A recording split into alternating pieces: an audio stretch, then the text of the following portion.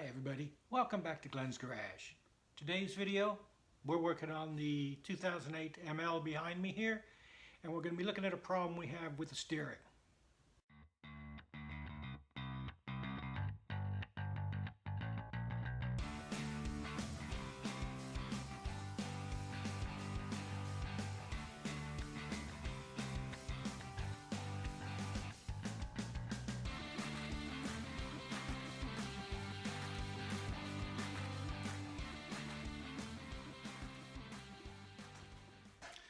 Okay, so the problem we got on the M-Class here, the one we bought at auction, is that there's a numbness, almost sloppiness on center with the steering.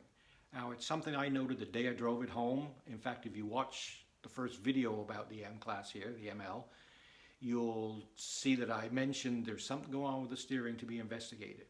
I've driven it a few hundred kilometers around, and it's not right. There's almost slop or play. It's numb. It's not doing anything on center. You can move it around and then it engages. It's certainly not confidence inspiring. It's not nice on the highway. It's certainly not nice on the curvy mountain roads around here. So we're going to have a look. I have checked out the suspension and everything. There appears to be no slop in any tie rod ends, control arms, anything like that. I've had a look at the steering shaft, all the couplings on the shaft, and I can't see anything bad enough to be causing this sort of problem on that. So I'm going to go down now and have a look at the rack and see if we can figure out what the problem is, because it's something I need to get fixed to enjoy driving this vehicle. Alright, so it looks to me like there's 5 bolts we need an M10 socket for, the illustrious M10. So we're just going to get under here, off back on, trying to work the camera. And let's see. There's one here, one there, and then there appear to be, or supposed to be 2 at the end here. This one's missing.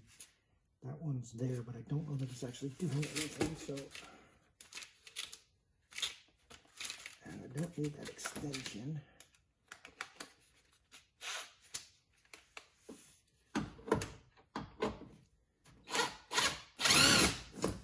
Okay, so tray's off. In total, you're going to have 9 of these. You have 4 across the back that sandwiches to the next tray, 3 across the front, 2, 3, and then in theory you have 2 here, 1 here rather, and 1 here. So if yours is complete, you should have 9 of these to remove to get the tray out. Okay, so we crawl down under the front of the vehicle. It's just sitting on its tires. It's not jacked up, but all the shields are taken off here. There's your steering rack. Goes across here. There's one attachment to the subframe. Attaches to that bracket, nut and bolt. And the second one is right there. So there's a bushing that goes through the steering rack that this bolt goes in, and that bushing can wear out and allow this to move. So we're going to have a look and see if that could be the problem. Okay, so what we're going to be looking for here is the relative motion between the steering rack and the bracket there. So my lovely wife will start moving the steering wheel for me.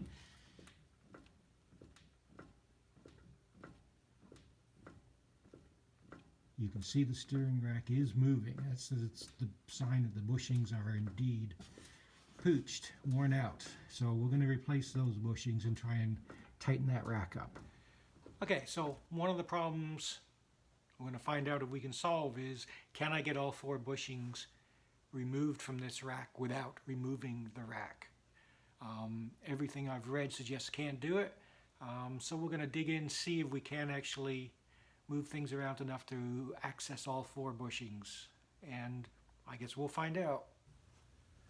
Okay, so I've had to crawl around underneath and had a look. That's a 16 mil heads, or needs a 16 mil socket.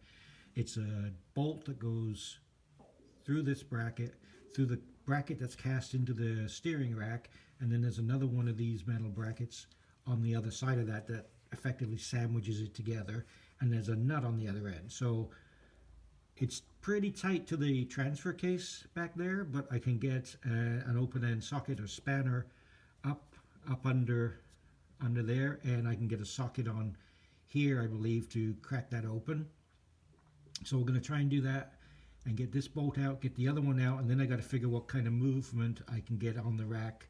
You know, just enough I can move it over and get those bushings out and put the new ones in. Okay, so what I've actually gone and done, I actually started on the passenger side, so there's a little more room and a little more access, so I'd go and work on that first. I have a nut off the back. I did have to use my big impact gun, the big electric one, to crack that bolt free. I'm not sure if everyone's will be that tight, but mine was on there pretty snug. Breaker bar wasn't working, so the impact broke it free pretty easy. So what I should be able to do now is just slip that out of here. There we go.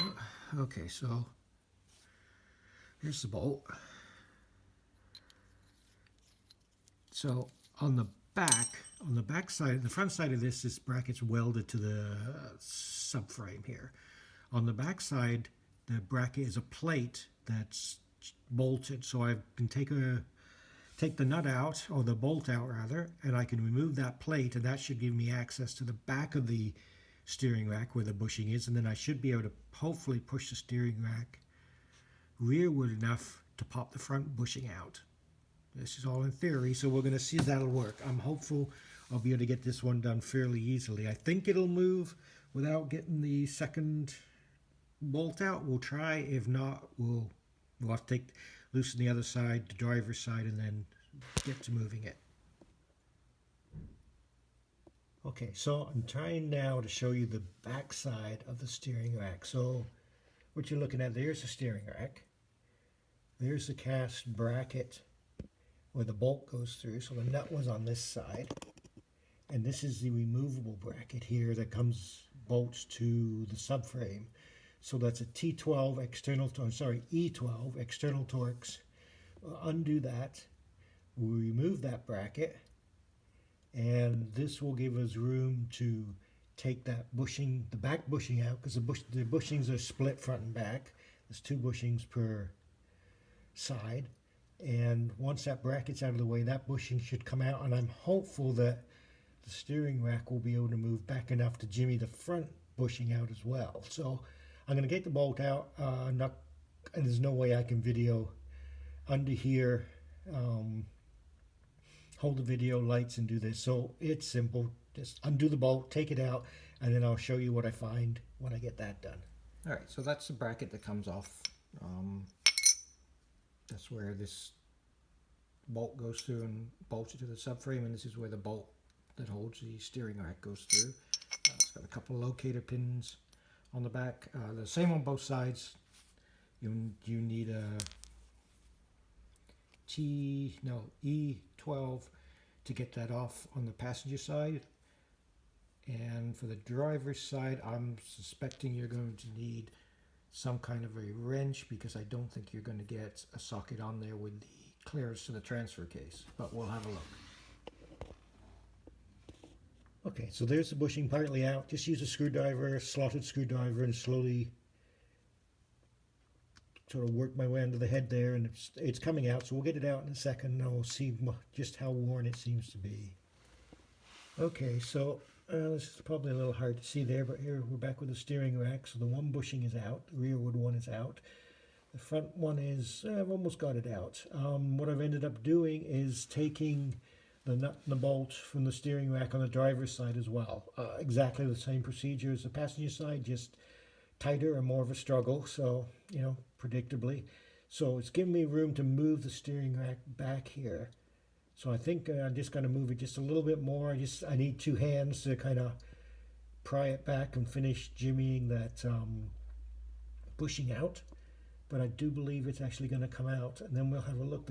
Although I got to say, so far they don't look particularly worn on this side, but we'll see. So I have both bushings out on the passenger side, and they don't look that bad. I was expecting them to look a lot more chewed up. I guess I was hoping they were going to look a lot more chewed up.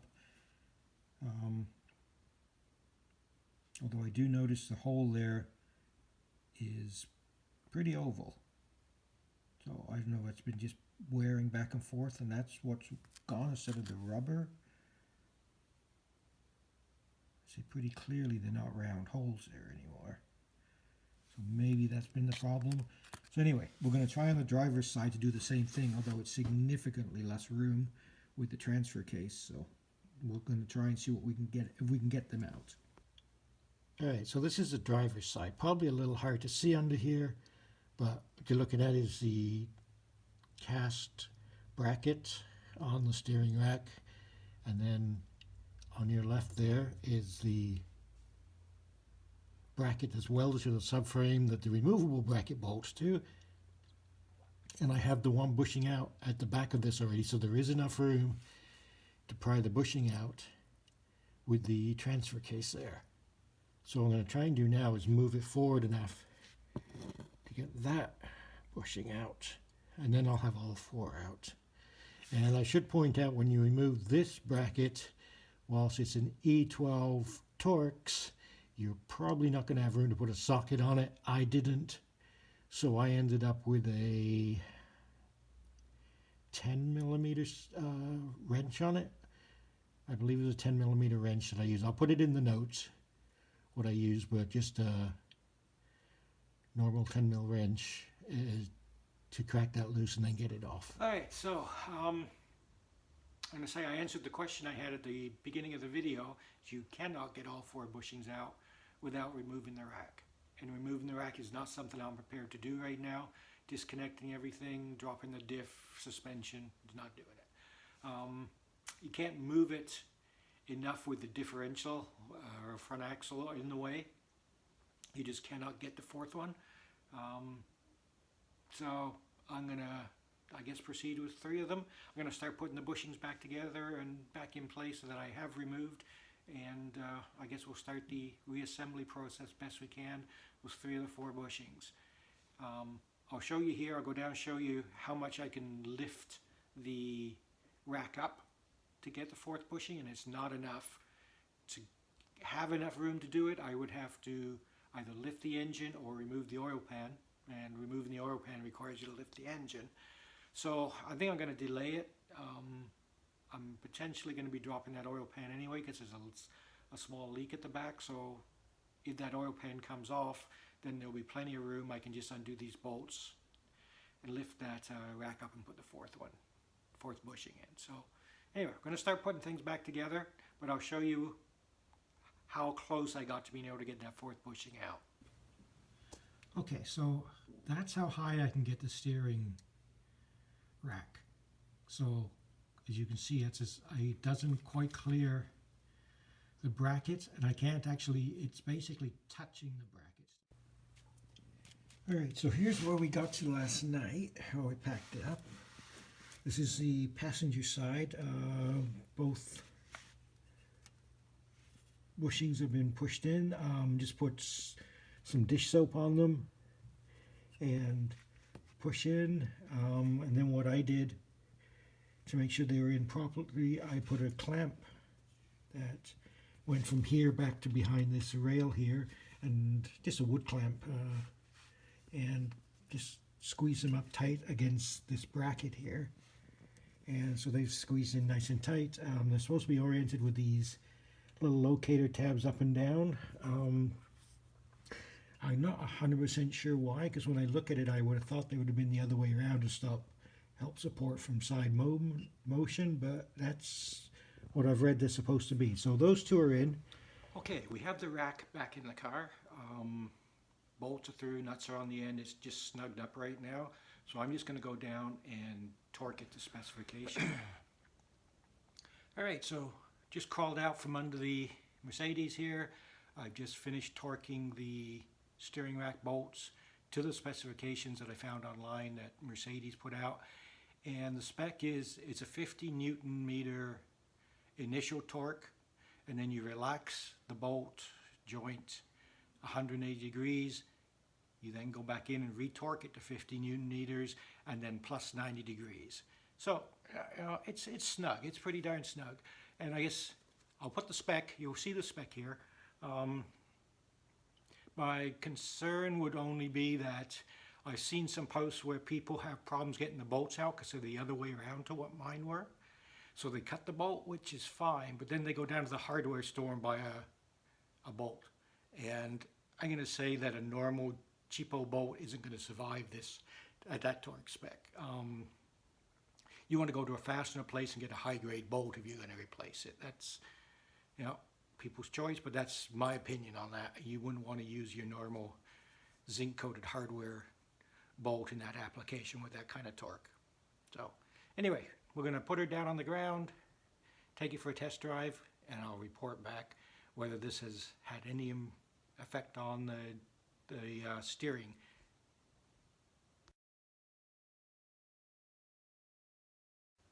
Alright, so I've had the M-Class out for a test drive, and significant improvement in the steering. The on-center numbness or vagueness is gone. Tighten the steering right up. It handles so much better, basically like it should now. So pleased with that. I know there's only the 3 bushings in there. I will get to the 4th one, but I'm pleased it's significantly nicer to drive now, which is a really big improvement. Now, I hope the video was helpful to you. If you've got a similar problem, maybe it's giving you some ideas, somewhere to look to solve your problem. As always, if you enjoyed the video, a like, a subscribe would be absolutely awesome, much appreciated. And I hope I see you back here in the garage. Everybody drive safe. Have a great day.